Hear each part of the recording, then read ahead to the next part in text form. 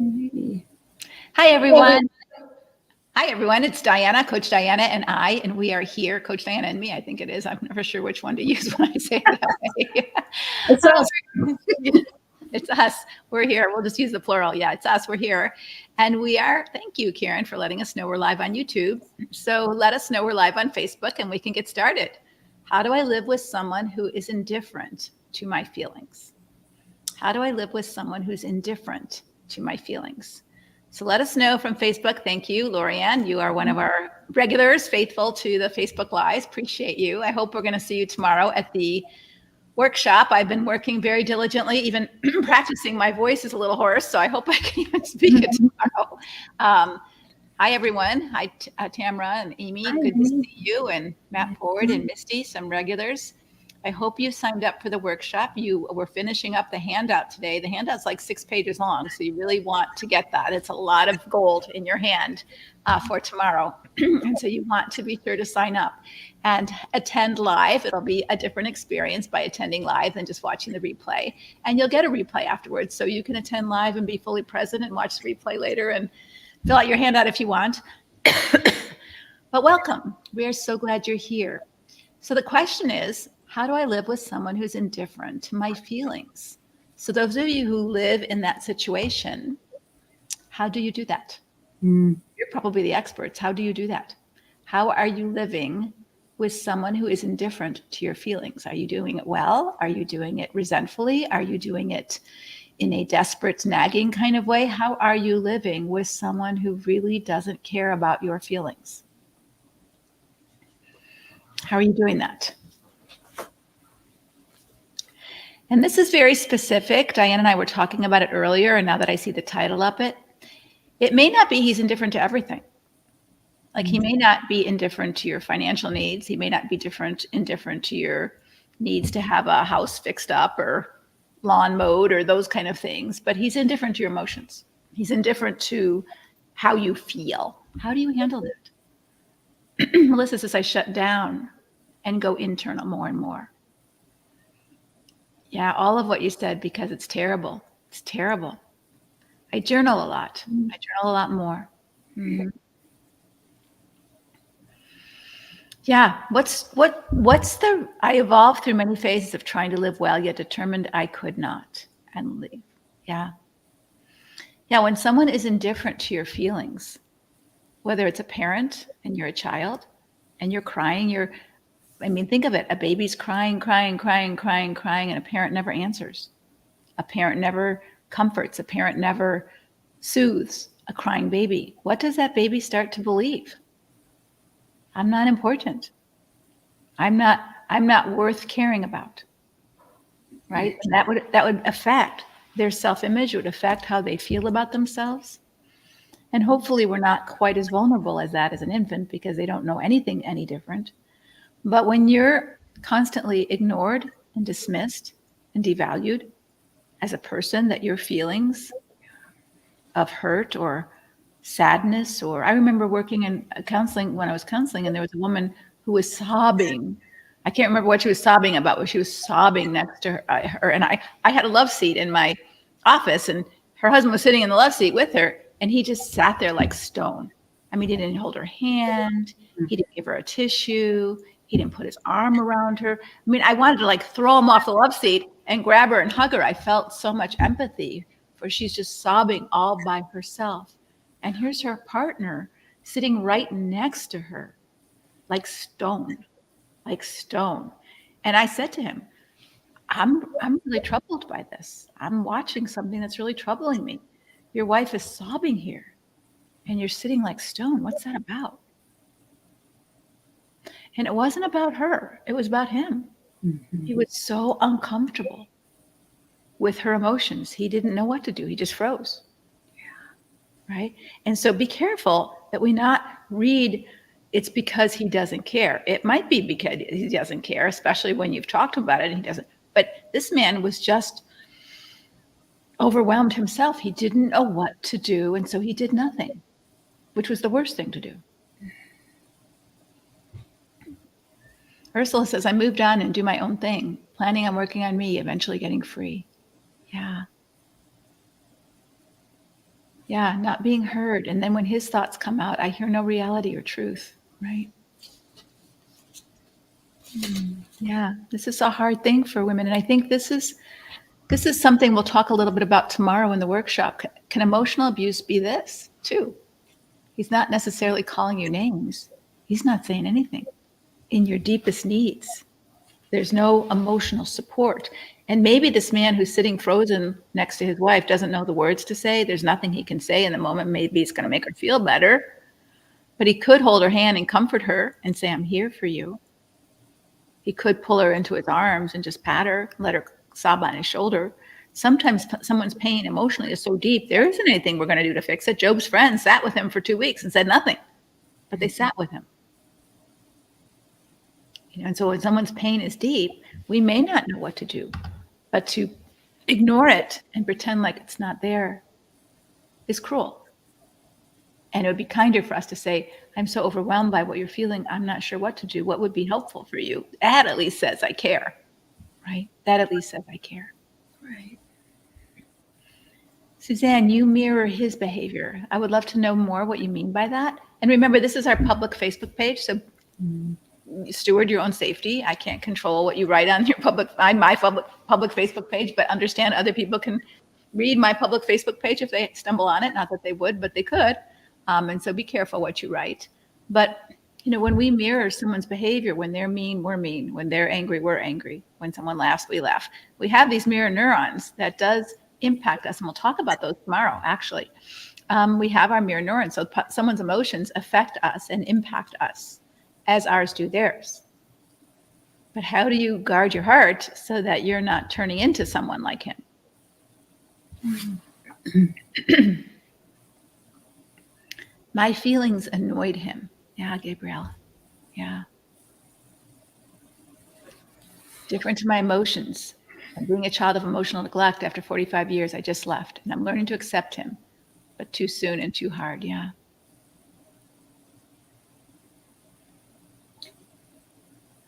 Leslie, I like that you ask the questions that you do and open up the possibility of wondering what's going on with him. Sometimes it can be so many different things. Sometimes it's choice. Sometimes it's just he's overwhelmed. He doesn't have the repertoire. He didn't know what mirroring emotions was for him when he was a child.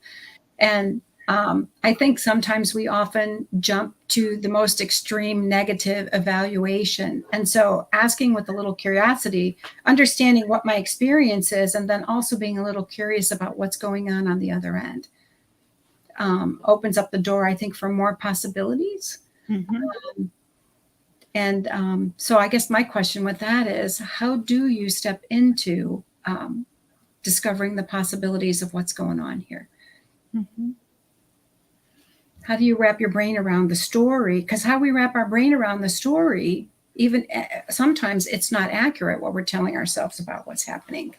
As you said, sometimes he is available in other ways, maybe not emotionally, sometimes maybe not supportive physically. But how do we wrap our brains around this in a way where it helps us to move forward and doesn't damage us further, and we have more truth and reality around what's happening? Mm-hmm. I think that's such a good point, not just for your marriage, if you're married to someone like this, because we can tell ourselves some pretty judgmental stories about why someone does or doesn't do something, right? We can say they're lazy, they don't care, they don't love us. And we don't know, like this man, that wasn't the case for him. When I asked him, like, why are you sitting there like a stone? He was like almost verbally frozen. It was somewhat of a trauma thing, for him. And it doesn't mean he doesn't have to learn. It doesn't mean he didn't want to learn. All right. But he was stuck there. So I think it's really important for us, if we want to be healthy, and this is what we're talking about. If we're in a toxic relationship, we've got some growing ourselves to do in order to stay or get healthy, because it has impacted us. And often if we've been in a long-term toxic relationship, it's because we came into that relationship partly immature and maybe partly unhealthy, because usually healthy people don't stay in toxic relationships very long.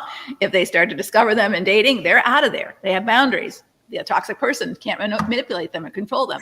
So if you're in a long-term toxic relationship with someone, you've got some work on your side of the street. And it's very easy to put all your eggs in his basket of judgment or condemnation, or he needs to change and I'll be fine. Maybe not. Maybe not. And so we create these negative stories. I know in my unhealthy earlier marital years, I came out of a very unhealthy parent abuse, parent neglect situation. And so I sort of expected my husband to be the hero of my story. He was going to be the rescuer of the damsel in distress kind of thing. And he didn't want to be the hero. He didn't want to be Prince Charming. He just wanted to be a regular person. Right? And I had to deal with me having to learn also to be a normal, regular adult in the relationship, right? And really grow into who God called me to be. And I think that happens in our challenges and in our struggles in life. And so I'm not saying this is a good thing that's happening into you in your marriage, but it is something for you to pay attention to. How's it impacting me, both in my mental health and emotional health? But how am I judging him through this? Like, oh, he just doesn't care. He's lazy. He's bad. He's evil. He's, narcissistic. We use these labels on others that I think we have to be a little careful with. We don't exactly know why unless we ask. Absolutely. Right? Like I notice to this man, your wife is sobbing here and you don't even reach out to comfort her. What's that about? As the counselor, as the observer of that, I could have made all kinds of judgments on that, but I didn't know. What might be different if you said, I notice you're a good man in so many ways, and this may not be true for many of you here. You're a good man and you support our family. You drive anywhere the kids want to go, whatever his good qualities are. You take care of things in the house. So he's not totally neglectful. Now, I was talking to Diana earlier about a man that I didn't work with him. I worked with his wife. He was totally neglectful. I mean, he didn't fix anything around the house. He didn't give her enough money to live on. He didn't take care of her emotionally. He wouldn't even take care of her medically when she needed medical help. He wouldn't drive her to the hospital. I mean, that's how indifferent he was to any of her, not just feelings, her needs, her personhood entirely, right? That's a little different picture. And that may be some of you. I mean, that's gross indifference, neglect. I think it's abandonment. It's abandonment. The Bible says it's abandonment. He's as if you don't exist. He's abandoned you and he's abandoned his covenant. And the Bible says there is grounds for divorce for that. But if there's one area, maybe he's not handy around the house, right? And he neglects that because he's too proud or too ashamed to get help. Because we talked about that yesterday. Males hate to ask for help. And so there may be reasons if you could suspend judgment and just say, hey, you're good at this. But when I start to cry or I start to have feelings about something, you just go away. What's that about? I wonder what might be different. Dorothy's adding to your comment here earlier on in the feed, communication's vital. If you can't, there's no understanding or purpose, and there's nothing to work with. Yeah. So asking good questions, trying to discover the truth, and seeing if there's some insight to be gained, some understanding to be drawn from a good conversation. And if there's truth, if the other individual is willing to examine that and to come forward with truth and be vulnerable. Mm-hmm. Mm-hmm. Yeah, I think that would be the first place to start. So we talk about how do I live with someone who's indifferent to my feelings? I think the first step is when we feel confused. I think I shared a couple of days earlier on a Facebook Live that I got an email from someone that was, I could have read it a little snarky the way it was written. Like, what are you doing to contradict women who misuse your materials kind of thing? And I could have read it a little snarky, and I could have definitely responded a little snarky, right? And I prayed about it and I let it rest for a while, and I didn't respond. I responded with some curious questions. I asked him, hey, have you ever read any of my books? Have you ever watched any of my videos? Hey, did you talk to the woman to see if she's resentful, or are you just hearing her husband's side of the story? I just asked some curious questions. And he came back with the most humble email. You know what? I just realized I made a lot of assumptions. I was jumping to conclusions. I ordered your book. Thank you. And I'm thinking, wow, I gave him the opportunity to take a look at himself by not being snarky in return, not assuming he was doing what he was doing. He was making some judgments and mistakes, but he didn't even realize it. But by asking him curious questions without judging him, he was able to reflect and own that. And that's a win for whoever he's going to help. That's a win, right? And so I wonder if we could, if your husband is indifferent to your feelings, is he really? Or is he just inept? Is he indifferent to the leaky toilet, or is he just inept at household chores? And he's too proud. So he's got pride issues. He's too proud or too shamed to admit that, or to deal with it, or to bring someone in and say, I need help to get this fixed. And that still may impact you. You don't have a toilet in the house, or he's not mirroring with you an emotional, regulation kind of thing. But that's a fixable thing if he's willing to learn. But he may not even understand what's going on until you ask him.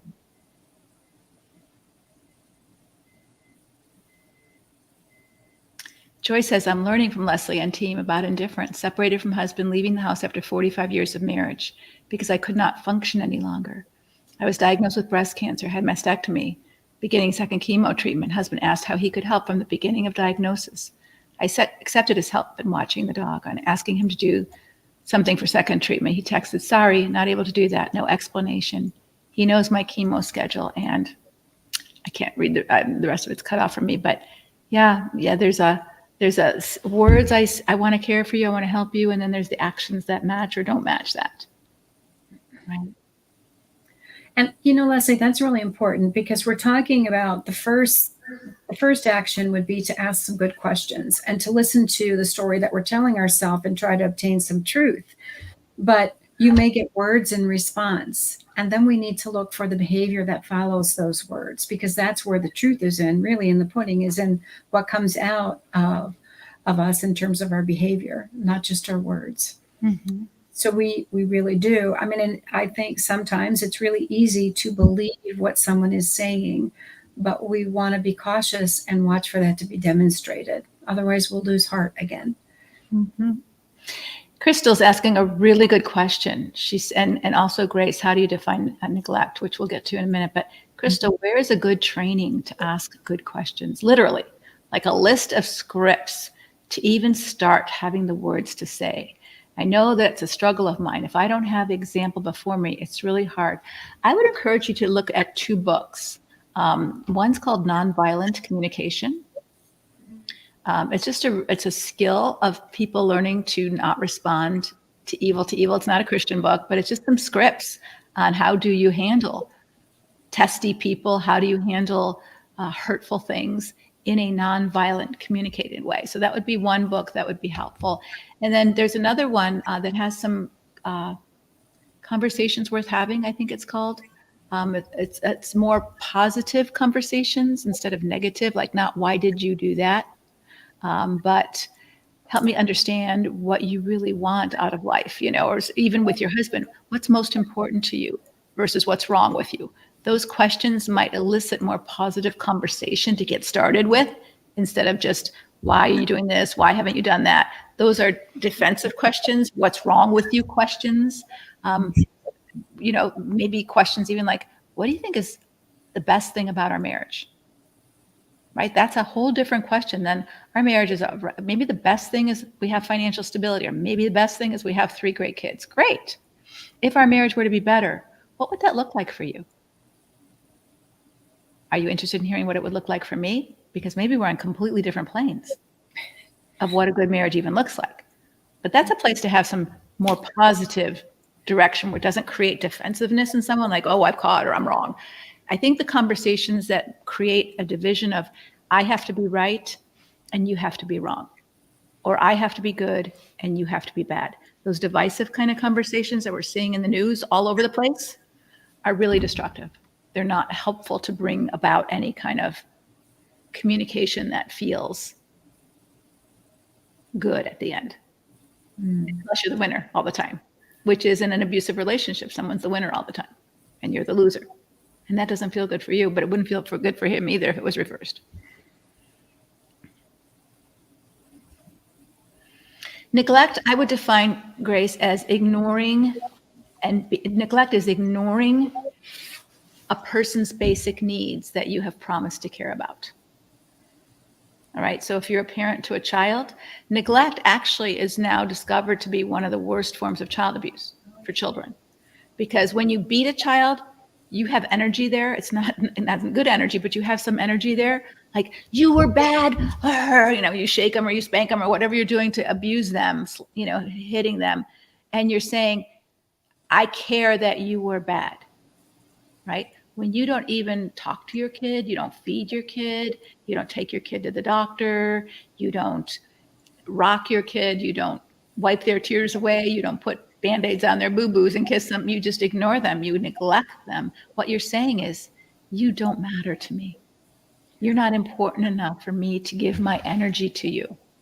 Whereas when a parent is constantly abusing their kid, they're saying, I'm giving you my energy, right? I don't like this. Stop doing this, but at least I'm giving you energy, right? And kids who are neglected sometimes do bad things to get some energy out of their parents, right? They're not getting any love, but maybe if I get some anger, it'll show they care about what I did. But if you don't care about what I do, who I am, where I go, who I hang out with, what I eat for breakfast, if I have clean clothes, if I go to school or don't go to school, that basically says I'm not important to you at all. That's how I would define neglect. In marriage, I would define it that way. You've made promises. Tomorrow, I'm going to share with you a verse that talks about God gave a woman the right to divorce because her husband neglected her. God hates all divorce? No, he doesn't. He said, hey, if your husband neglects you in these ways, you can go leave. You're free. You don't have to stay married to him. Believe that. It says it right in the Bible. I'll show you right where the verse is. So show up tomorrow at the webinar, right? Because I think this is really an important topic. God cares. So when you get married to someone, I promise to care about you. I promise to care about you. We can't do that for everybody in that way. But in marriage, you're making certain promises. And so neglect would be neglecting and dishonoring those promises.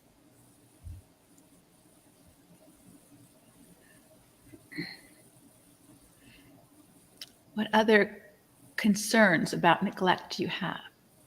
The second book I think it's called Conversations Worth Having. Nonviolent communication. These are both non-Christian books, but they're more directed towards positive conversations. A really good movie that I would really encourage you all to watch, I suggested it in my blog a couple of weeks ago, is called Women Talking. So it gives an illustration of this, of what we're talking about, of changing the conversation. So it's a really good movie. It was up for Academy Award. It's about a group of Mennonite women who were sexually assaulted by men in the community, but they were lied to. They were gaslit into believing it was all in their head because the people who were doing it were sending cow fertilizer through the windows, the screens of the windows. So the women were actually semi-conscious, unconscious. So it was hard for them to really identify anybody until someone didn't get as anesthetized as they thought. And so she could see who it was. The movie is not traumatic that way. Those are all flashbacks. But the movie is, how did this community of women, how are they going to handle this? Now that they find out that the men in their community betrayed them, some of the men, and then they went to jail, and then the other men in the community went to go bail them out. So while those men were gone in their horse and buggies and all that, the women in the community are getting together to decide how they're going to handle this. They've been abused. They've been wronged. And now the men who are supposed to protect them are going to protect the ones in jail, bringing them back. And so they have this huge movie about this conversation, women talking about how are we going to solve our problem. And they start the conversation with anger and what's wrong. And, what are we going to do? This is terrible. And then they switch the conversation to what do we want? And you'll hear a very different shift in the questions they ask when they start asking that question. So I would highly encourage you to watch it and just see the difference in the energy of the room when the conversation shifts.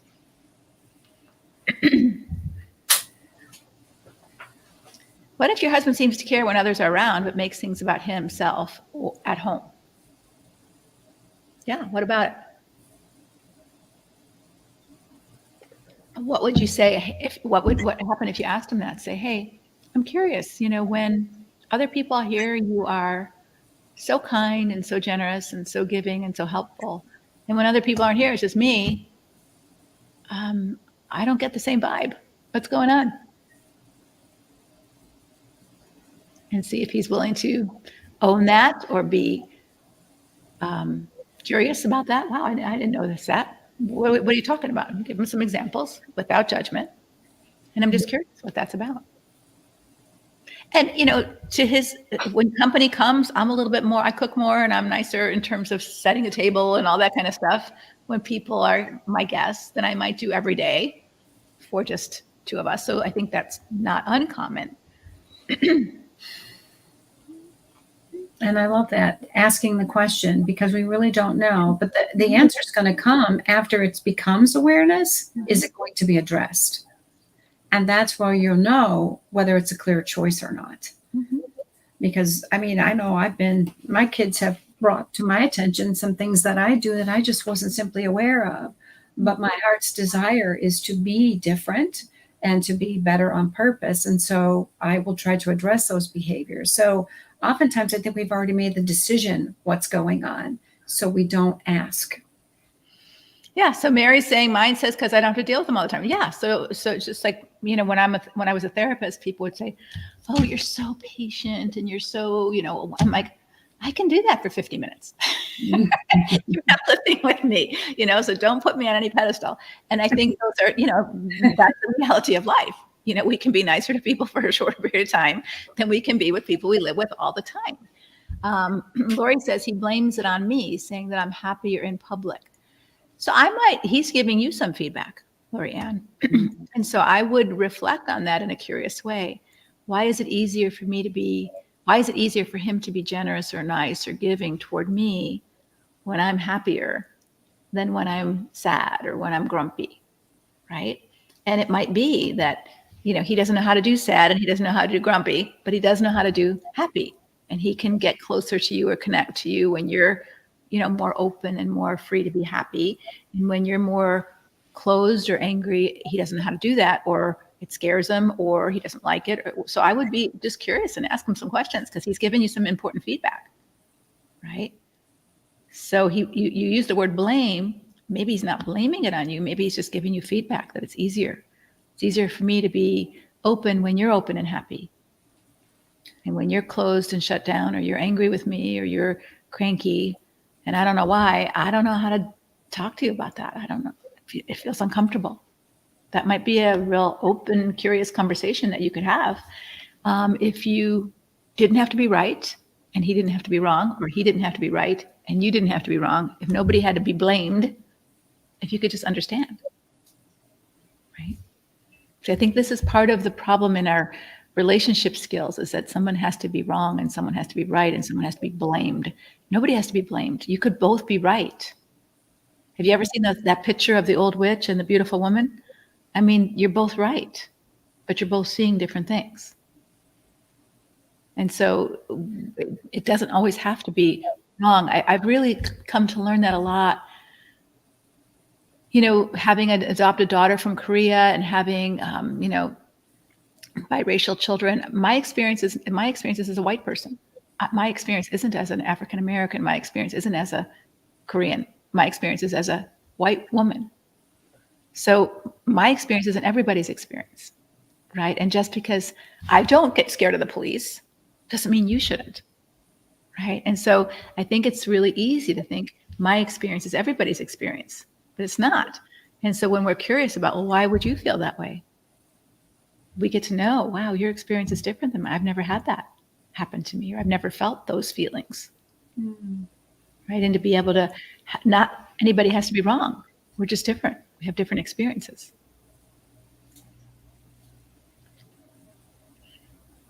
Okay. And I think this is the first step of trying to create healthy.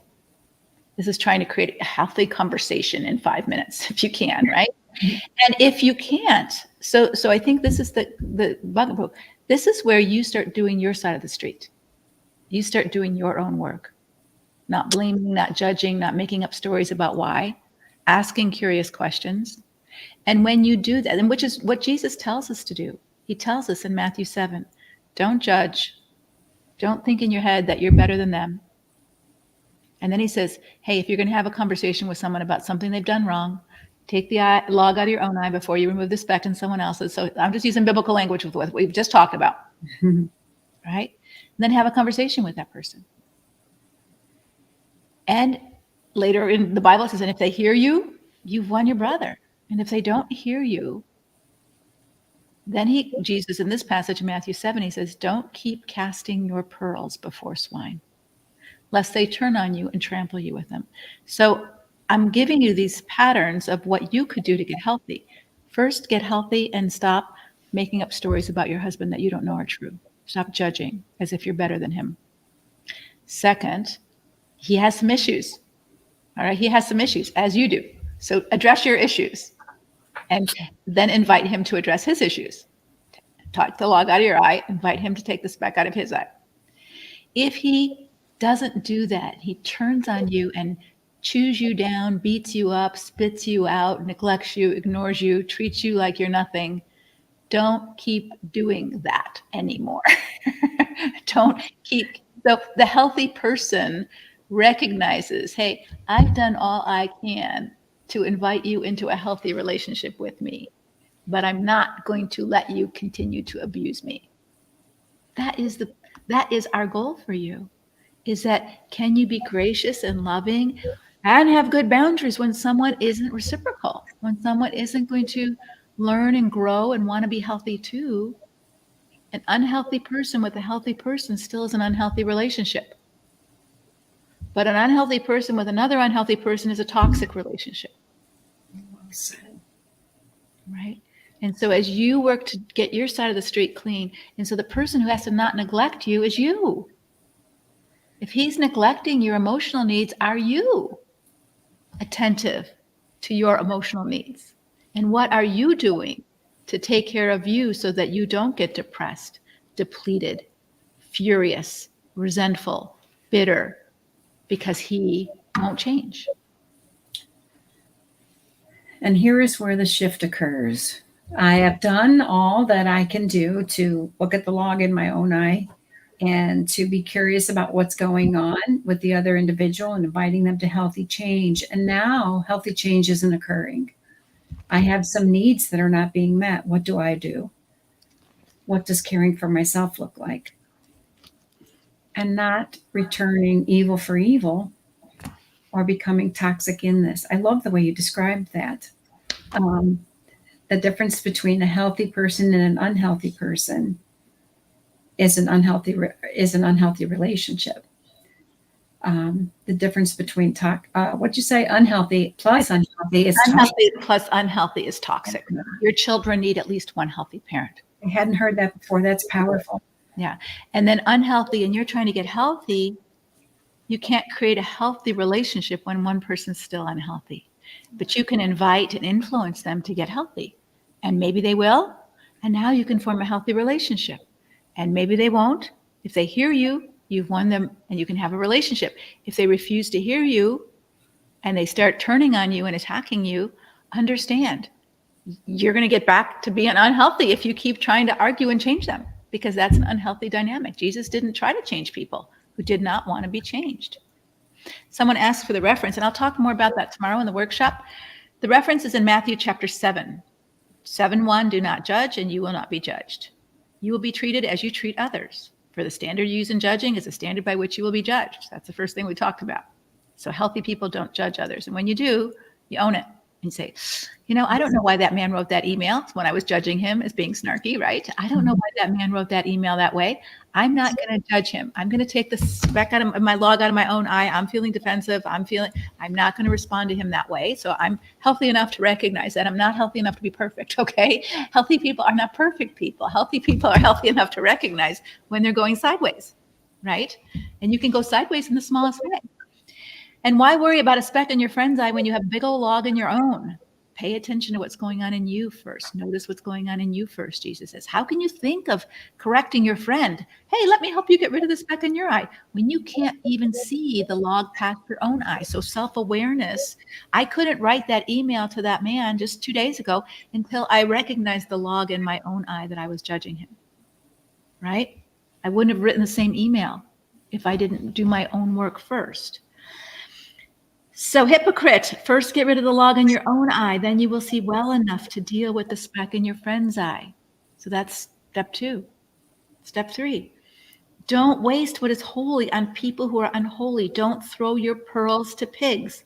They will trample the pearls and turn and attack you. So if you've thrown your pearls to pigs, You've been open, you've been curious, you've asked questions from a healthy perspective, and they turn on you and attack you.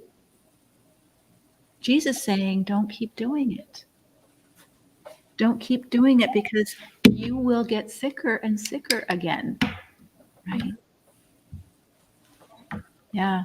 I wish I had known this earlier. I do too. All right. But guess what? I'm this latter quarter of my life, and I'm learning too. So you can learn. It's never too late to learn. It's never too late to grow. Don't let age stop you. The only time you stop growing is either when you're unconscious or you're dead. So it's time for you to own what God is showing you, not necessarily about him, but about how maybe you haven't stewarded your own life. And in the relationship, perhaps you've jumped to trying to fix him before you've taken the logs out of your own eye. And so it's not gone well. And even when you do it, Jesus was perfect, and it didn't go well with Judas when he had that conversation with Judas. Didn't go well.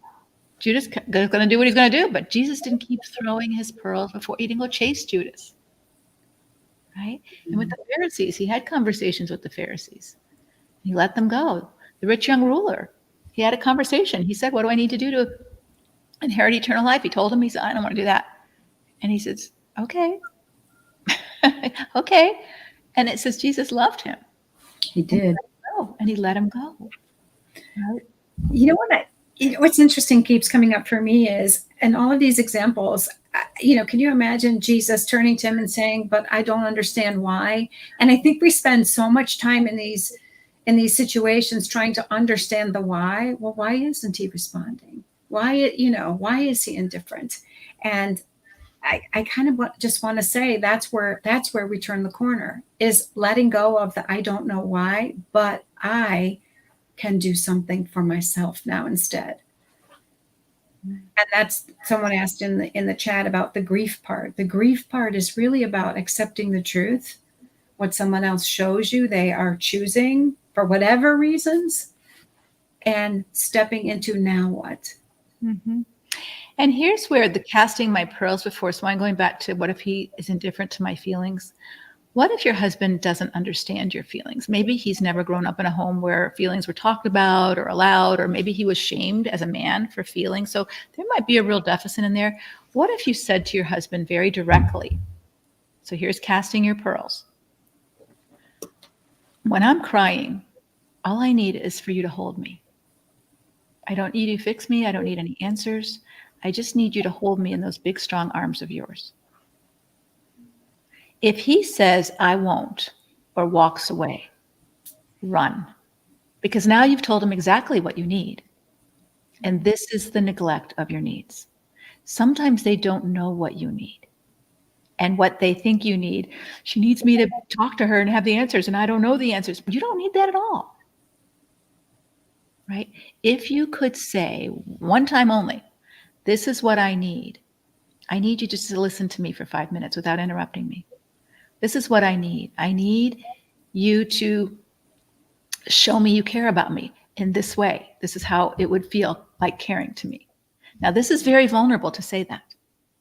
This is very vulnerable. This is your pearls. But I think if you give him some handles of what that looks like to succeed, and he fails, then I think you have much more confidence. I'm not doing that again. And I'm not casting my pearls before swine, because he doesn't care. He doesn't care about me enough to do the very things I've asked him to do. Right? If he's in the dark about what you need, it might be more likely that he doesn't do anything. So I would try it. And I would try to do, if you're going to tell him, I need you to fix my problem, he might not know how to do that. But if all you need is for him to sit and hold your hand while you bawl your eyes out, maybe he can do that. Maybe he can do that. He just didn't know that's what you needed. Right? So Leslie, could you address, because I'm spinning my wheels here, and I'm thinking that someone might be thinking, well, I've been saying this, but maybe I didn't say it the right way. Maybe I didn't ask the right way. Is there a right way to ask, a wrong way to ask? I think before all the garbage gets in the way in a relationship, probably not. There's, just ask. But once there's lots of garbage in the way in the relationship, lots of history where we misread, we misunderstand, we feel accused, we feel attacked, all of those kind of garbage, old communication styles that have gotten in the way. I think if we ask in a way that creates defensiveness in someone else, like, why can't you just hug me? That's going to cause someone to feel like, now I don't even want to hug you, right? You just attacked me. You just, shamed me. So it's hard for me to be warm and fuzzy toward you when you just shamed and attacked me, right? It's harder. It takes a bigger person to do that. And he may not be that bigger person yet. So if you just said, I don't know, I'm feeling very sad and I just need a hug. If he walks away from you, girlfriend, if you're that clear, then that tells you for sure. But that's painful. That's a right turn that you take and you get your answers, right? If it's a right turn you take and you get a hug, now maybe there's some things you need from him, like, I need you to be financially responsible. Might not be the hug. I need you to stop taking money out of the Mac without telling me. Or I need you to be honest. No more lying about this porn stuff. I can't take it. I need you to be honest with me. So hugs are pretty easy to give, but what about some of the other stuff? If you said, I need a husband who is honest and faithful, and if that's not the kind of man you want to be, I will accept that, but I can't live with it. Amen. Right? So here's where you get healthy enough. Hugs are easy to give and hugs are easy to say.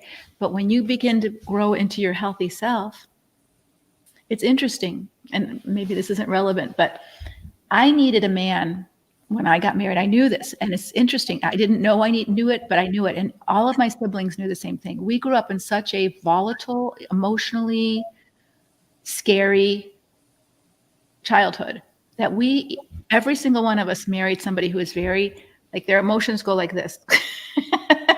There's no big ups and there's no big downs. My husband will say, I'm so happy. And he'll say, I'm so sad. The same way, like the same way. And it'll look the same. There's no drama. There's no ups and downs. And that can get a little boring because I've heard him belly laugh maybe 5 times in all of our marriage. So all I'm saying is that I knew what I needed. I needed somebody who I could be really steady Eddie with, right? Because I grew up in such an unsteady environment. So just know yourself. What do you need? And what can you live with? And what you're not willing to live with. So I need a hug right now as a short-term kind of thing. But what do you need? And when you say to your husband, this is what I need versus why won't you do this? This is what I need in a partner that I live with. Or this is what I need to feel safe with you. Not I need you to go to counseling. I need you. No, you don't need him to do anything. This is what I need. Right? You're taking care of you. Whether or not he's going to do that is totally up to him. But if he chooses not to do that, then he's neglecting you. And he's saying, I don't care about what you need as much as I care about what I want to do. Right? And that tells you something. That gives you the truth, which is painful, but it's part of getting healthy.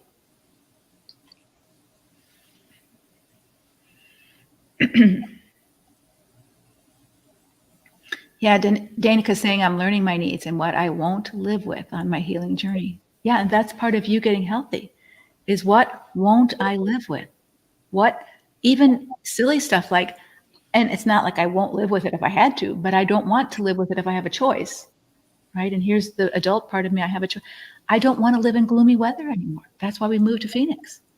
I don't want to have depression for 5 months of the sun not shining and feeling cold all the time. Don't want to do that anymore. Right. And that didn't matter as much to my husband, but it mattered a lot to me. I got to get into some sunshine. Right. And so I think those are things to know what you need and want and declare.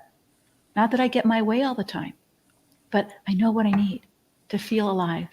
And I know what happens when I feel depleted.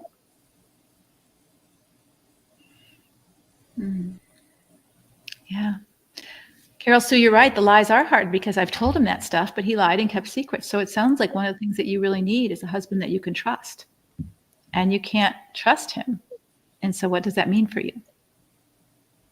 Right? So here's where I think we get wobbly then, because we say, I really need this. I need to feel safe and I can trust you. And I don't feel that. Well, now what? Because he's lied and he's so good a liar for 30 years, you will probably never be able to really trust him or believe him. So where does that leave you?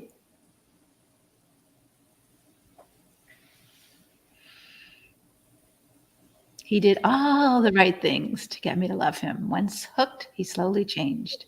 It was so slow that I didn't recognize it. He's not even recognizable to who I married. Many broken or unfulfilled promises. Yeah, sad. And, you know, the truth is that if you bought a beautiful house, if you bought a beautiful brand new house or built a beautiful brand new house and you never cleaned it, you never flushed the toilets, you never took out the garbage, you never swept the floor, you never washed the windows, you never pulled the weeds, you never did any of that, in 30 years it would look awful too. Probably in a year it would look awful. So we have to maintain ourselves and our relationships. If we don't take care of that, we don't clean out the trash. That's why I said all that garbage between you, it's harder to have those conversations, right? If you don't clean out the trash, if you don't do your own work, if you don't work to stay mature and healthy or get mature and healthy, there is a lot of garbage. And people do. If you don't ever wash your body and you don't ever put deodorant on and if you don't ever brush your teeth, are you getting better and better or not? Right? You're not. So some people believe, oh, once I get married, this is who I am. This is how I'll stay. No, just like I look beautiful on my wedding day, but the next day I had to get my makeup back on and, do all that. I mean, you have to maintain yourself or you don't look the same. And maybe he had a belief that, hey, you married this man, but now I don't have to take care of him anymore and I've just deteriorated. And maybe you have too, sister. Maybe you've let yourself, not talking about physically, we all get older, but you've deteriorated your personhood instead of stewarding it and being who God calls you to be, your best self, not your worst self. We all have both. I like the phrase, and to help your mindset to switch from if only he would to because he does. Yeah. That puts me in the driver's seat. Yeah. I trust him because he does this. I trust him. I have confidence in him because he does this. I want to stay with him because he does this. Or he is this. Yeah. You just described our house and his bad hygiene. Yeah, we deteriorate. Everyone deteriorates if you don't work on yourself. Your marriage deteriorates if you don't work on it. It's just the law of nature. Ever seen an abandoned building, abandoned restaurant? It was a great restaurant, and a year later, it looks like a haunted house. It just doesn't look good. I'm going to put the banner up for the workshop. If you haven't signed up, I see so many familiar people here. I'd be shocked if you hadn't signed up yet. But sign up because it will be really, really insightful, and you will get a handout with lots of Bible verses that I tend to use. And, you've asked for them here, and I want you to see God's word and heart for you as a woman who's neglected or abused. I want to show you what the heart of abuse really is. And even the indifference has something to say about the heart of what an abusive relationship looks like. And so please give yourself a gift and show up like you have for all these Facebook Lives. And if you know someone who might need to, please invite her to come too. You have to give her the link so she can get the handout and the link ahead of time because it'll be off of Facebook, it'll be off of Instagram, it'll be off of social media. It's completely on a private space. And being there present gives you the opportunity to be involved in a chat like you are here, that you're not alone, to ask questions in the privacy of a separate room that's not on social media. And I will stay and answer those questions. And then if you get the replay or you don't come and you get the replay, you'll not get the chat and you won't get the Q&A time. And the Q&A time is pretty valuable. So you don't want to miss that. All right, I'm going to go to Q&A right now. So let's go to some questions. Okay. Diana, my husband struggles with porn, sexual addiction. He's never come to me to confess, but he has been caught in one shape or form or another over the couple of years. And so over the entire 14 years of our marriage, I recently caught him watching a recorded surveillance video of me in our bedroom. He claims to have set up a hidden camera 2 years ago. so he could use that instead of watching porn.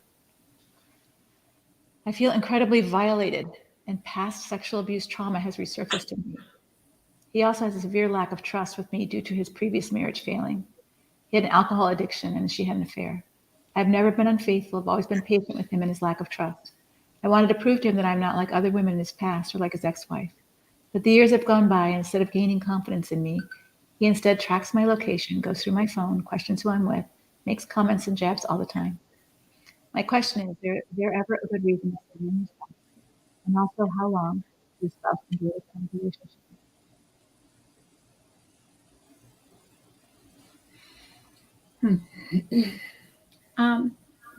I don't think there's ever a good reason to spy on your spouse. And I think it says everything that he feels like he needs to spy on you. Or if it's reversed, if I feel like I need to spy on my spouse, what is that indicative of? A lack of trust, some red flags, some warning signs, right? Trying to look at that again. There's so much going on here, Leslie. There is. I want to use the word projection. I think that maybe some of his hidden fears are some of the things that he has engaged in the past, if even not now. And so, yeah, I would feel violated in this situation. Your emotions and your thoughts about this, your awarenesses are accurate. So the question is now what? So, yeah, I would add he's unhealthy, very unhealthy, right? Toxically unhealthy. I hear you saying, I have sacrificed myself in many ways in order to try to get him to see that I'm trustworthy. Yeah. And he has not responded to that. In fact, he's checking up on you, all of those kind of things. So I'm going to ask you, why are you still here? What's going on in you that might be unhealthy that you can work on? Because it feels like you've given lots of energy to work on his unhealthiness. Yeah.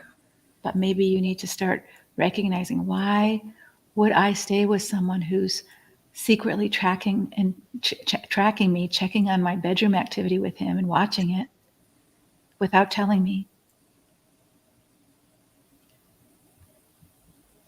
I think there's something here that you need to look at for you.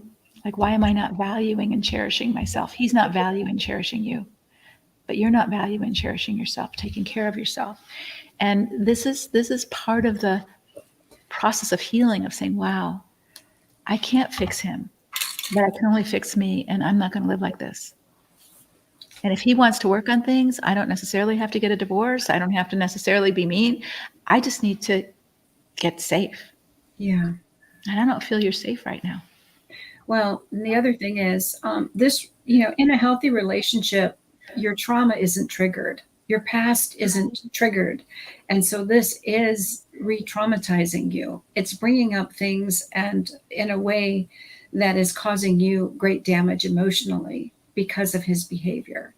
And that is, well, for one thing, it's not a loving behavior for him, but it's a huge red flag for you. Right. And he may be getting triggered too, but he's projecting it on you. And he's also not willing to work on his issues. He's got lots of issues and he's not working on them. So I don't see him saying, I'm going to counseling. I'm really wanting to get healthy. I know I'm a jerk. I know I've been, really, insecure with you. I don't hear him owning any of that or willing to work on any of that. I hear him projecting all of his problems on you. So you might be cheating. You're wound too tight. You need to be fine with him watching porn with you, even though you didn't know about it and didn't give your consent. Like, why is it on you? Yeah. All right. So I would just I'm glad you wrote this. I'm sorry that you're going through this. This is an opportunity for you to do something different. Yeah. He's going to stay where he is because he's not showing any, at least from this question, any indication of movement other than getting worse. Mm-hmm. Right. I think you need to plan on how you need to be safe, and considering his first marriage and all that, look at the patterns of when she left and what that happened to that. because sometimes leaving a relationship creates a little bit more danger for you. So I would be real careful with that as well. So I would consult with perhaps domestic violence specialist, or, your adult children or whatever, also just to create a way to do that in a safe way for you. Okay. But I see too many red flags like Diana does here that I would be really concerned for you. Are the handouts for the webinar given beforehand? Yes. So you should get an email today or tomorrow morning so that you can print it out. It'll be a little video with me, like a little, not silly, but a real video saying, I'm glad you're coming to the workshop. Print out your handout so that you have it in hand when we start. And here are some ways to show up. Like, I don't want you to take a walk while you're watching the webinar. I don't want you to be in a moving car. I want you to be present so that you can really get what I've spent probably 100 hours preparing for this webinar. So I really want you to give me 3 hours back. Okay. An hour for the webinar and 2 hours for the Q&A, for your welfare, Okay. Sometimes I wonder what's going on with my husband. When there are other people around, he's caring, but at home, I'm dismissed. The topic becomes about him. I don't understand this. Thoughts? I think we addressed part of this when we were reading from the chat. But for me, it's all information. I might ask some questions like we had suggested. Can you raise his awareness to what you're experiencing and see what his response is? And you can also invite him to change, and then watch and learn from what he's willing and choosing to do. But then the question is, what will I do if it is true that he is caring for other people outside of the home and not willing to care for me? How will I then let go of whatever effect this is having on me and deal with that and learn to care for myself? And so here, when people are around, he's caring. I would love for you to define that. Like, he puts his arm around me, he holds my hand, or he's caring about them, or what does that look like, caring? My definition of what I'm reading here, and it could be my own makeup story, but I think your husband is charming. Mm-hmm. And publicly, he's charming. Privately, he has no character. That would be my guess, but you have to fit those words into your experience. So character is different. Character is caring. Charming could be affectionate, right? Charming is solicitous, it's friendly, it's gregarious, it's fun, it's, pretend. It's a pretend attribute to be able to win someone over, to manipulate them better, whatever. So character is loyalty, honesty, caring, faithfulness. Does he have those other character qualities at home? Or when you say it's all about him, is it he's a very charming guy when he's got to put on a show for others, and really he could care less, like when he could care less about them when he comes home? So you know him, you have to ask yourself. And I might say to him, you're very solicitous of me in public. You put your arm around me, you hold my hand, if that's what he does. And at home, you barely speak to me. What's that all about? I'm curious. And he probably will put you down and have some answer for it, but it might be worth a shot to see if he's willing to reflect on that. But I don't know what the caring word meant, so that's where I'm a little bit stumped. Next one, my husband works from home. He gets up in the morning with enough time to say goodbye. Then he gets on the computer to help everyone he works with for 8 hours. I can't get him to understand that we need to be important. I told him when he worked away from home, if he worked away from home, it wouldn't hurt so bad. He said it shouldn't matter where he is physically. I can't seem to stop having expectations. How do we stop?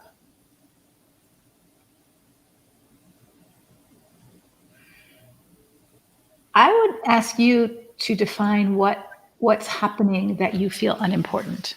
If he worked away from home, so do you expect him to stop his workday to be with you? If he did work away from home, you wouldn't be seeing him or talking to him. So what are your expectations of him during his workday and after his workday, right? Because I think that might clarify for him and for you whether they're realistic or whether they're not realistic. I can't get him to understand that we need to be important. So what would be different if you were important? I think that's the question you need to ask. What would be different if you felt important? What would he be doing differently? And are you important to you? I mean, do you have other activities for yourself that would bring you joy besides him? Right? He can't be your everything. I think that's a myth of Hollywood and Harlequin. He cannot be your everything. So what's important to you besides your marriage? Your marriage is important, but what else is important to you? And are you investing in those things so that you're building your life? Any other thoughts, Diana?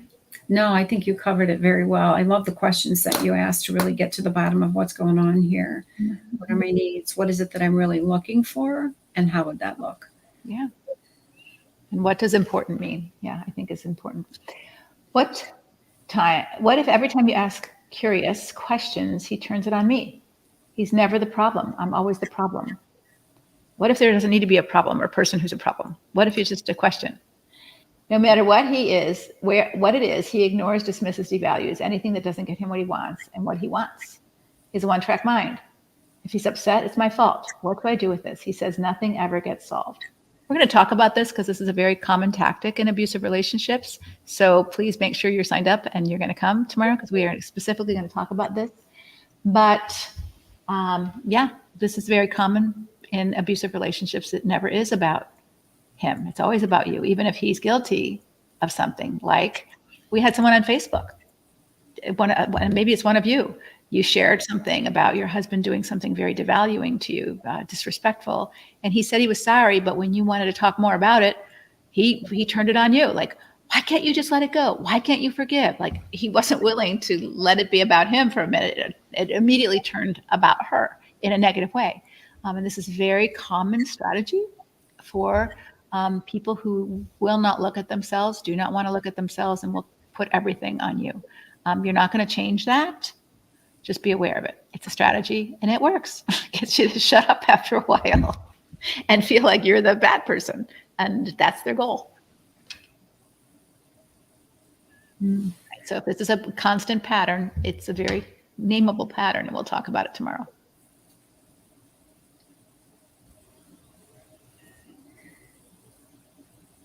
Yeah. So any other thoughts, Diana? Yeah, I love what you said. Just recognize this is a pattern. And when it happens, tell yourself, I feel crazy, but I'm not crazy. This is being spun back on me. And you really kind of have to just disengage from that interaction because you're not going to win with it. Right. Yeah. So this is the crazy making that it's a cycle that starts to make you feel really nuts inside, because it's like, wait a minute. You cheated on me. I'm upset, but I'm not allowed to talk about it. And I'm the bad person because I won't forgive you. And case closed. I mean, it's a crazy making thing. And it starts to, when it happens again and again and again about everything, it really can undermine your sense of self, your sense of identity, and even your emotional well-being. And so Diane's right. Recognize what's happening and don't try to get him to understand, and don't try to get him to do anything more than what he does. Now, your question is, what do I need to do to get healthy? Because this is not healthy at all. This interaction is not healthy, and he's not going to change. So what do I need to do to not be driven crazy by this? That's your question for right now. Okay. And we'll talk some more about that tomorrow. So please sign up and be sure you show up. Okay. So if you know that the reason why your husband does the things he does or doesn't do because he learned it by example from his dad in his childhood, then how do you handle that? He is aware, he admits this, yet he doesn't do anything to change. He might briefly change, but reverts right back to the misogynistic,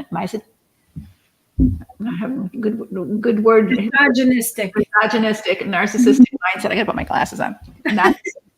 All the words are blurring together here. Misogynistic, narcissistic mindset.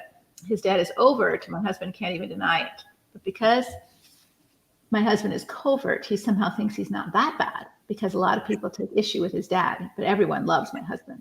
He loves the accolades, so he's always trying to make an impression on others. But at home, his true character shows. How do I deal with the fact that my husband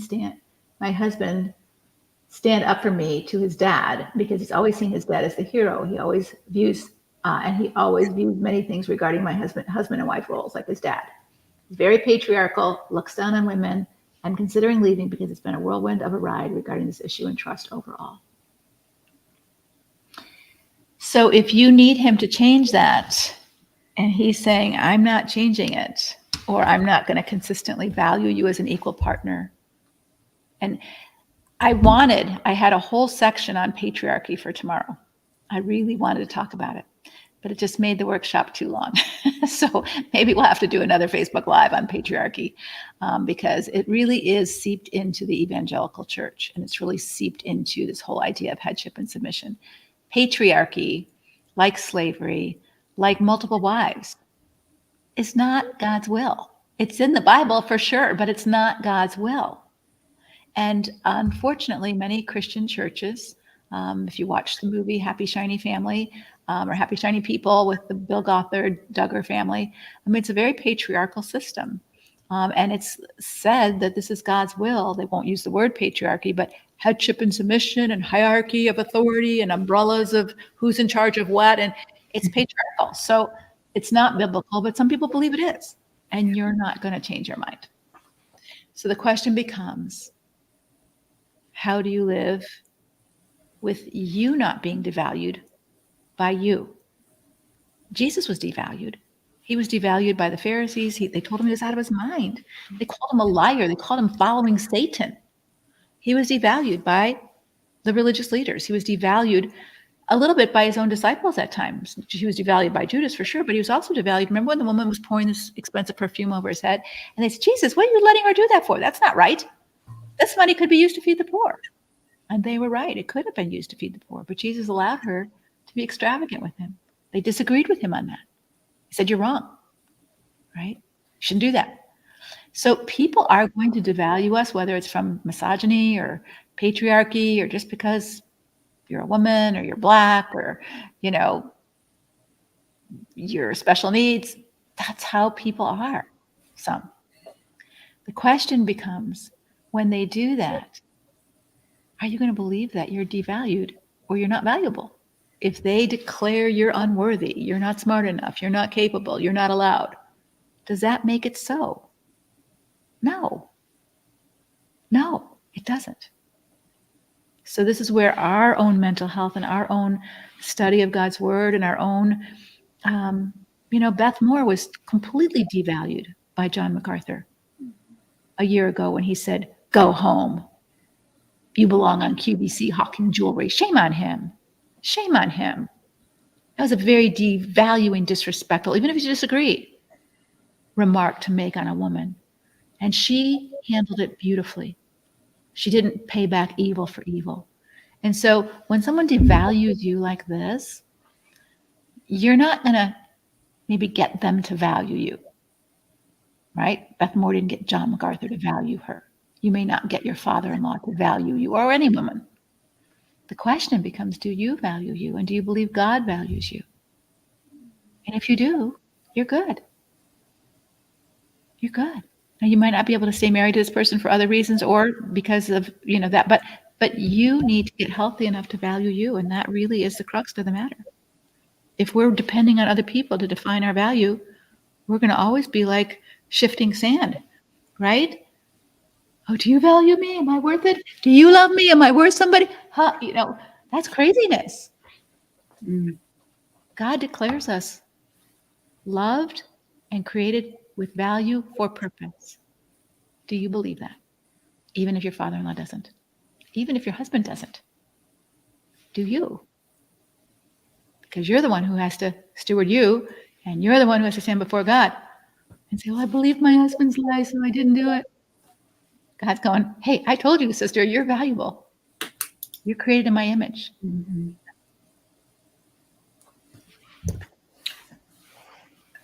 I would just like to add, you asked the question, you talk about why he does this. I would like to just shift from the why he does it. It doesn't matter because it's happening to you.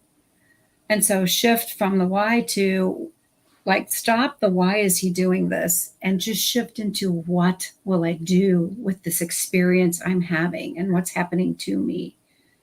and focus on what you're experiencing as a result of it. How is it affecting me? How is it eroding me? What do I need to do differently? Because I don't want this to continue to happen to me. It's not okay. It's not right. It is devaluing. How will I? And that's the step in valuing yourself. And because we're still trying to figure it out when we're thinking about why he's doing it. We're doing his work. That's for him to figure out. We're just noticing what he does and how it affects us and how we want to walk differently with that so we can put up our guard our hearts, guard our lives, because out of it is the wellspring. Otherwise, we will not flourish. That's so good, Diana. And as you were speaking, I was thinking where it says in Ephesians 6, put on the full armor of God. Put on the breastplate of righteousness, the sword of truth, those that you can guard your heart against the fiery arrows of the evil one that want to derail you in your purpose. I mean, if he can't get you to, sin in a gross way, he can stop you from fulfilling your purpose because I can't, I'm a woman, I'm not good enough, and those are lies. I mean, Deborah fulfilled her purpose. Esther fulfilled her purpose. Mary fulfilled her purpose. Priscilla fulfilled her purpose. There's women in the Bible. Proverbs 31 fulfilled her purpose. There's women in the Bible who didn't believe the patriarchal culture limited them. And they lived in that culture. And yet they did amazing things for God's story. And we can too. And so don't let that mindset keep you believing that your position is barefoot and pregnant. The typical, some of the old-fashioned sayings of women, not true, not true, not true. It's not bad to be pregnant. It's wonderful to have children, but there might be more for you, right? What do I do if I start to ask him these questions and he gets annoyed and then calls them dumb questions and refuses to engage? Or what if I'm asking these questions and I'm just met with total silence or anger, and then he walks out? What do I do with that?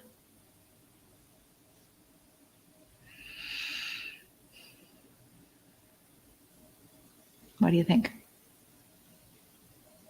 I think it's a great question to ask. What do I do with that? I can't change his response. I can't get answers where no answers are given. How will I respond? What will I tell myself about this? How will I walk with this? This is truth coming at you. What is the meaning I make out of this? The information that I'm given. He doesn't want to answer. He doesn't want to be vulnerable. He doesn't want to engage. He's going to respond with anger. How do I protect myself? Do I want to, and I always use the analogy, like, do I want to keep banging up against this wall? Because it's not coming down. Right. Do I want to keep casting my pearls before swine? He's trampling them. Do I want to keep doing that? Why would I keep doing that? Yeah. Not why won't he stop doing what he's doing? Why won't you stop asking him questions that he doesn't want to answer? Mm-hmm. Then the next question is, how do you have a relationship with someone who you can't talk to? Right? Yeah. I don't know. So that's the real question. How do you have a relationship with someone who you can't ask questions to? Because they won't answer you, or they'll put you down, or they'll gaslight you. So how do you do that? I don't know. I don't think it's possible. I don't think it's possible to have a relationship with someone who doesn't engage with you, except for on one channel, which is sexual. I don't think that's possible. That's a prostitute relationship. It's not a marriage relationship. Mm-hmm.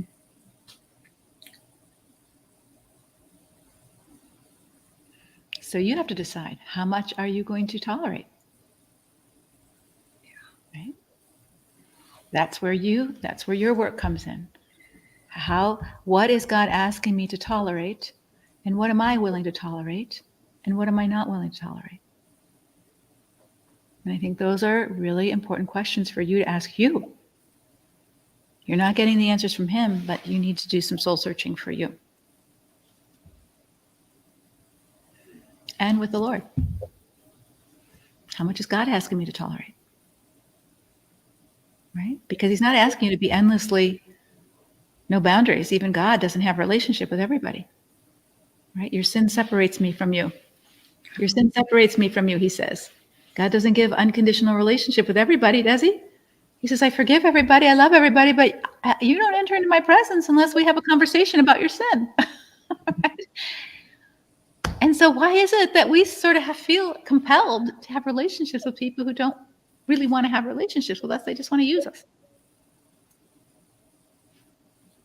It's insanity. Right? And so if you're going to get healthy, you have to learn to think about that. Yeah. And value yourself because God values you. All right, next question. And then we've got, Diana, do you have a hard stop in a few minutes? I have a hard stop at 10:30. I can stop when you do. Okay. I came back to my husband after 2 years of separation. I can't communicate to him through text. It's very toxic. I came back as I missed my 8-year-old daughter. I blocked texting for 3 weeks. I can feel better. I'm going to school and work. I'm thinking about leaving again. How to proceed living together. I can't communicate in person with him. Okay, I think we just sort of answered that question from before. If you can't communicate with someone because they won't listen, they won't respond, they won't respect, right? Then accept that. Accept that. So communicate in ways. So I would keep it very superficial. So we've talked about this a number of times, and this is what you might have to do. So it's not that you can't communicate. So the first, five levels of communication. The first one is chit chat. All right.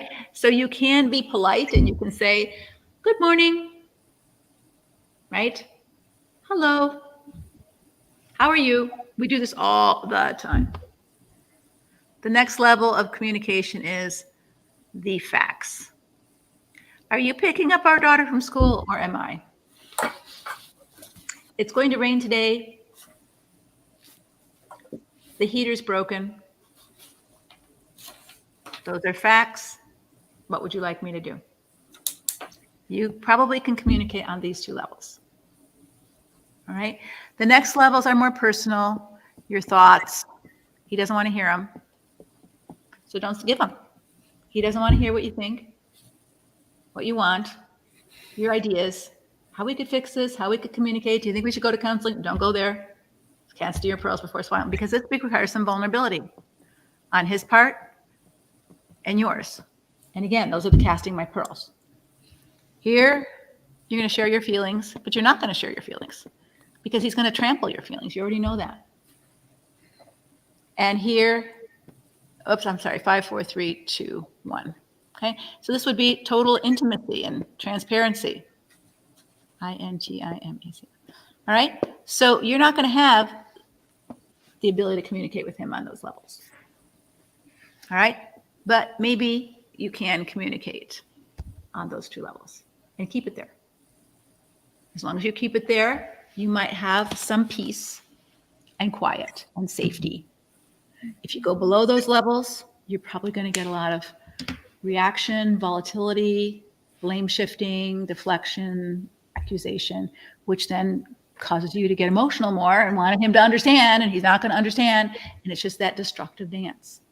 So it's not that you can't communicate, but you can only communicate carefully about just polite conversation about nothing. Football, the news, whatever, nothing. And the facts. Kevin McCarthy got ousted as the House rep, whatever he was, the Speaker of the House yesterday. News, personal news it might be. You know, I'm going to the doctor tomorrow. I need somebody to watch our child. You know, it's not what I think. It's not how I feel. It's not what I want. It's just the news. If you can do that, you might have some peace for however long it takes you to figure out what you're going to do next. Yeah. And the rest of you. So if you're living with someone who cannot go any deeper, don't keep trying. Like, why can't you go deeper? Why won't you go deeper? Why won't you? They'll just continue to throw it on you.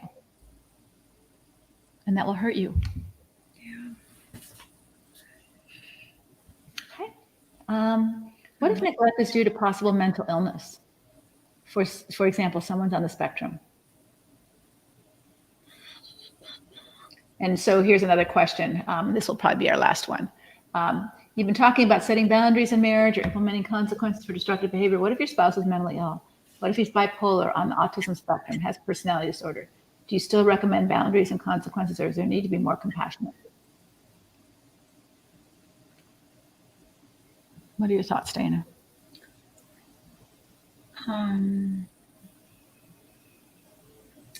I just always think that we're looking for an excuse to give someone to allow bad behavior. And I think that no matter what you're dealing with, whether it's mental illness or whether it's autism, we can still engage with that person in the question. And the question that we're asking is, can you care? Can you show compassion? Can you receive this information? Are you willing to self-reflect? It doesn't really matter what's going on. We're still asking those questions of them. And then we need to choose how we're going to respond to that. I don't think anybody in life gets a pass, really. No matter, people come from horribly destructive backgrounds, from severe mental illness. I mean, look at your story with your mom. You know what I mean? We are all accountable. God says so. And so that's not an excuse. Do I recommend boundaries and consequences? Yes. Do I recommend compassion for maybe it's harder for them? Maybe it's more of a struggle. Yes. But we still invite them to the table of behaving as an adult and a loving, caring relationship. Yeah, I love that. Yeah. And so the thing that you need to think about is there's mental illness and there's physical illness. So you might be married to a diabetic. I remember a diabetic who's a client of mine, and he had a diabetic episode and he started acting really weird. And it was because he ate the wrong thing or he didn't take his insulin or whatever. But not eating and not taking his insulin had nothing to do with diabetes. It had to do with him being irresponsible. Right. And so there was consequences in the session. His emotional ability to concentrate and all that was off. So, obviously, but the precursor to that was he wasn't stewarding himself very well. That had nothing to do with diabetes. It had to do with his pride, his laziness. And so when someone has an illness, whether it's Asperger's, if you've read the Journal of Best Practices, which was written by a man whose wife said, "Hey, I think you need to take this test to see if you're Asperger's." I mean, he was pretty shocked. Oh my gosh, this is why I'm the way I am. And he learned to figure out how to show care because he did care, but he didn't know how to show it because he never had those wires in place. Because his character was a man who cared. Even if he didn't know how to do it very well, he was willing to learn so that he didn't keep harming his wife. So there's this illness that we have. I'm bipolar. My mother was bipolar, but she wouldn't take her medication. She wouldn't stop drinking. She wouldn't, so that's not bipolar. That's pride. Right? And so we've got character issues here and we've got illnesses here. Someone has a brain tumor or they're schizophrenic and they're running around the house with a knife going to stab you and your kids. You can have a lot of compassion that they're schizophrenic. But they're doing that because they're not taking their medication. And that's not schizophrenia. That's pride. That's being irresponsible.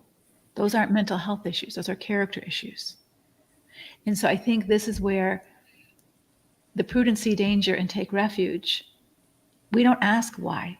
If your husband develops a prefrontal brain tumor and it makes him scary and dangerous, he's probably not going to be able to live with you. Not because you don't care about him. So you can go visit him in the hospital or you can go visit him in the nursing home or you can go visit him somewhere and have a place that there's safety for you to visit him compassionately and read to him or play cards with him or whatever if he's in his right mind. But you can't live with someone who's going to harm you and your kids. And so, yes, we can have both compassion and boundaries. Right? If you have a drug addict for a child, you're going to have compassion. You might even be willing to sacrifice money if they're willing to go to rehab. But if they're not willing to go to rehab, you're not going to let them live with you and steal your jewelry and your silverware and your clothes to pay for drugs. I hope you're not. Those are the boundaries. So compassion and boundaries can go together because a lot of this acting out is not because of the mental illness. It's because the treatment for mental illness is not being implemented. They're not willing to get the help they need. And therefore, they're harming not only themselves, they're harming you. And I don't think God's asking you to allow that. And we'll talk about that tomorrow. It's a lie we believe. And I'll unpack that scripturally, that you don't have to be the heroic savior of someone else. Okay, so it is 10:24. I'm hearing a little bit of echo on your end. Do you hear it, Diana? No, I don't. Is everybody hearing it on the face? Is it just me, or are you hearing it on the chat? Are we good? Are you hearing it? Yeah. So respond in the chat if you're hearing an echo. Just let us know. Oh, somebody's saying they hear it. Yeah, I don't know. StreamYard's been doing a little echoing when we were doing a podcast last time. We heard that echo as well. So I'm not sure if StreamYard's having trouble with noise or whatever. Hearing it. Okay, a little bit. Yeah. All right. Sometimes some people are good. So we have 5 more minutes. We have one more question, but wait, we have 2 more questions. Let me see. 3 more. We got lots more questions. I've got, Go ahead. I've got one I'd like you to answer. Okay. What do you do when you're willing to change, but your heart feels it's too late? You've checked out from years of maybe the indifference. Yeah. So you're willing to change, or they're willing to change? They're willing to change, but your heart too late. Yeah. Well, being willing to do something and actually doing it is still a really long journey, right? So how many of you are willing to eat healthy? How many of you really would love to exercise every day? Right? How many of you are willing to try to get to sleep earlier the next day, or willing to stay off of social media more? Yeah, wanting to do something and actually doing it are not the same. Mm-hmm. So I wouldn't put a lot of stock in willing. People are willing to do all kinds of things that sound good. Look at all the New Year's resolutions that get made every January, and 3 weeks in, most of them are broken. So to change is hard work. And consistent hard work, and you never reach perfection. And this is really important for you to healthy is not perfection. Healthy is enough self-awareness to know when you need to wash, right? So when you get to be a grown-up and you smell your own armpits and you know you need a bath, that's maturing, right? It's not that you never need a bath. It means that you can smell your own stink and know you need a bath, right? Your mom doesn't tell you anymore to take a bath. You brush your own teeth. It's not that you don't need to brush your teeth. You need to brush your own teeth every day. So healthy means you take responsibility for your stink, for your teeth, for your body, for your emotions, for your thinking, for your relationship distress. You're not responsible for their end, but you're responsible for your end, right? That's healthy. You take responsibility. You are responsible. You're not making him responsible for your happiness. You take responsibility for that. And if you're not happy, what do you need to do? If you don't trust him, what do you need to do? Right? And so it's a long way from actually doing it. So he might be willing. And so I don't know what you can put in place if you want to give him time in your state. So here's where the ticker is vital.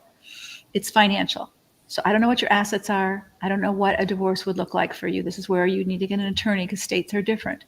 If there's a legal separation in your state, you could do that. You could say, well, I've heard that before and I don't trust you and I don't believe you. But if you're willing to change, I am willing to put a hold or a stop on our divorce and do a legal separation and see. And I'll give you a year to show me that you're different. That usually puts cold water on any fantasy that, oh, you're coming back home and things are going to go back the way they were just because I said I was willing to change, right? So if he's really not willing to do the work and you are putting a boundary on what I'm willing to do about that and what I'm not willing to do about that, usually the real motive comes out.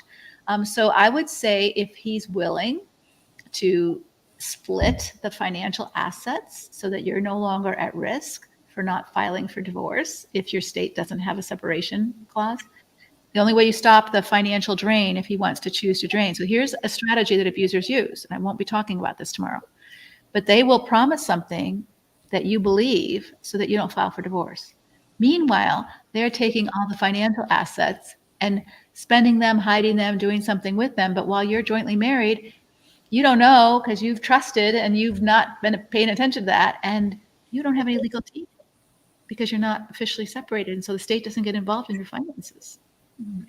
So it's really important that especially if you're my age, that becomes critical because you need some finances to live on if you're not going to be working anymore.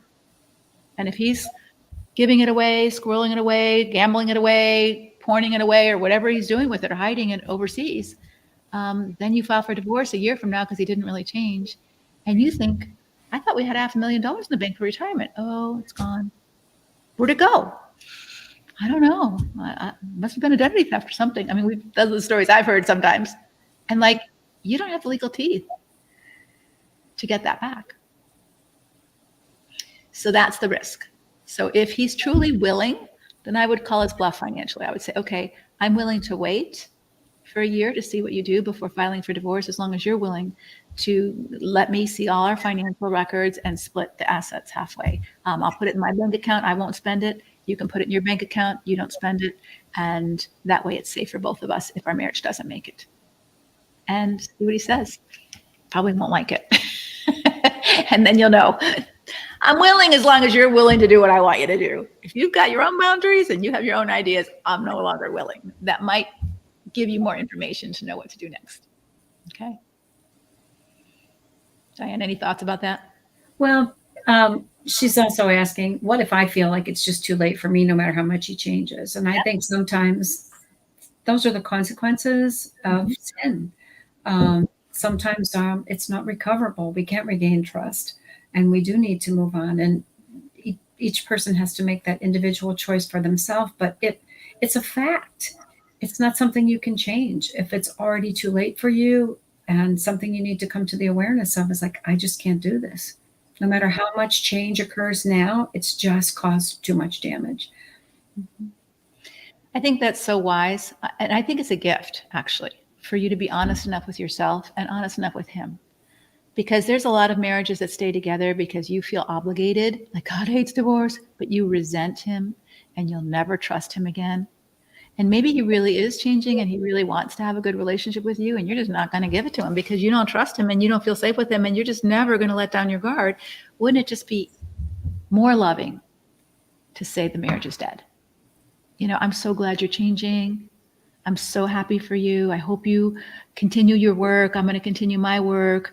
We still have 2 beautiful kids to celebrate together, but I don't ever want to be in your bed or kiss you again. And I'm sorry, but I don't trust you. And I hope your change is genuine. I hope you find what you're looking for.